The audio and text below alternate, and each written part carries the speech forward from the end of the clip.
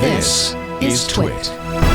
Hey, there's plenty of time to talk about a whiskey pick. Yep. One sec, just finishing. They want you. They're on me, I told you.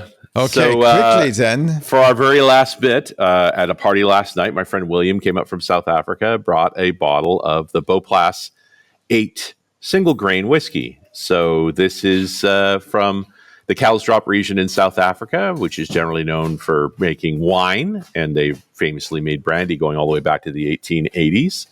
And then it became illegal to make distilled spirits in the 1920s, so that all shut down until the 1980s, when they finally they've been making wine still, and they got a license finally to start making distillates, although I suspect they were still doing it. And they actually were growing grapes from Portugal, so they started making port. Huh. And their ports are very good, without a doubt. And they do have a brandy again.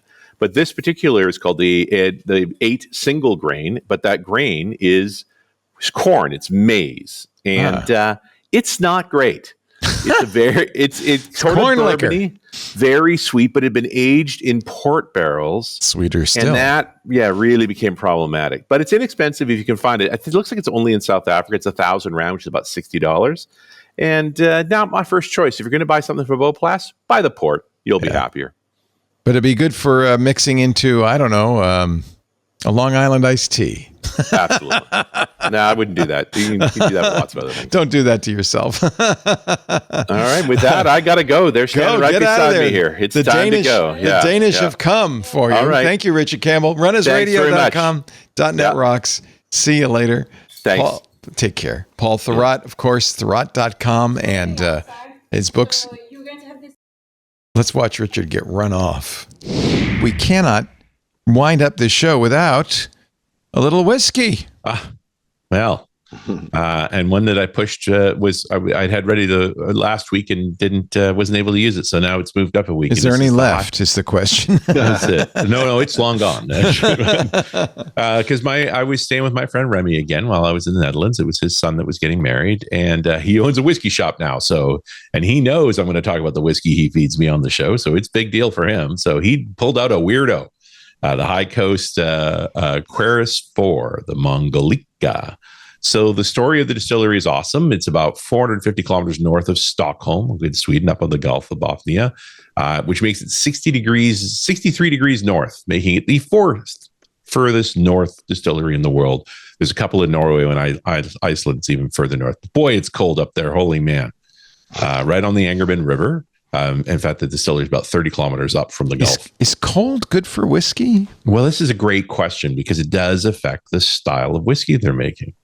The site itself is called Box, and originally this distillery was called Box. And it was called that because in the 1850s they built a sawmill there and made boxes. And then when the mill burned down in 1890, that's a little on the nose. Okay, it's not a witty name. No, very literal. So the mill burned down in 1890, and they built a coal power plant in the same site, which ran until 1912, and it continued to be used until I started out in 1912. It shut down in the early 60s. And this left to rot after that. And there's this artist named Matt Deval, who bought the building in 1991 before it was torn down. And he turned it into an art gallery. His family's been in the region for a long time, and they were trying to support the region. And so he's an artist and a clever one. If you go look his art, it's beautiful. And so he bought the building, then used it as an art gallery. But they were trying to bring in more business into the area. And he and his brother, Per, along with a bunch of others, all had fans of whiskey, so decided to start a distillery. They built the company in 2007 and finished the building refit in 2010, and their first product comes out in 2014. And they make a pretty traditional whiskey for a modern whiskey shop. Now, they've gone old school in the sense that they bought an old Bobby mill, like 100-plus-year-old mill for milling the grains. They only use barley, of course, as they're making whiskey. Unpeated malt comes from Sweden. The peated stuff comes from Scotland. Stainless steel washback, small, 8,000 liters, pretty tiny. They use a Belgian yeast. They do a very long ferment, which again is a side effect of being cold. So 80+ hour ferments. But they've gone after the Japanese style. So their wort is quite clear, which is the way the Japanese like to do it. They don't do a cloudy wort. 2 sets of 4-size stills, a 3,800 liter wash, and a 2,500 liter spirit. And then sort of a modern style take on their warehousing. It's steel shelves, wooden floors, all wood construction. They stack high, 7 high, but the barrels are small because they do relatively small production. About 300,000 liters a year is not a big place. And you can become a shareholder in the company and lay up your own cask there if you wish. And their regular product, they make both peated and unpeated, are aged in bourbon casks and so forth. And that is not this whiskey. This particular whiskey, and by the way, the place is no longer called the Box Distillery. It started out that way. But there's another whiskey maker called Compass Box, which I will literally talk about next week. I also had one of theirs. That it was a bit of a conflict of the name. And in 2018, they switched to this High Coast name, which is a good description of the area, is High Coast. I know from making a sourdough bread that a cold ferment is often desirable. More tastier, exactly. Yeah. And so this is the argument, is that they also allow the yeast to ferment out. So they go to about a 7.5 wort, which is pretty high. So the yeast is literally killed by the alcohol. And then they leave it longer to allow the lactics to work. So they're really, that's a very Japanese approach to making wort. But that's the style they've gone after. And in that sense, I'm not a huge fan. But this particular whiskey is the Quercus line. So it's an experiment by them. They're making a base whiskey and they're using different barrels. And they're going very barrel strong on this. So the first edition was based on European oak. It was called the Robur, which is the Latin name for the European oak.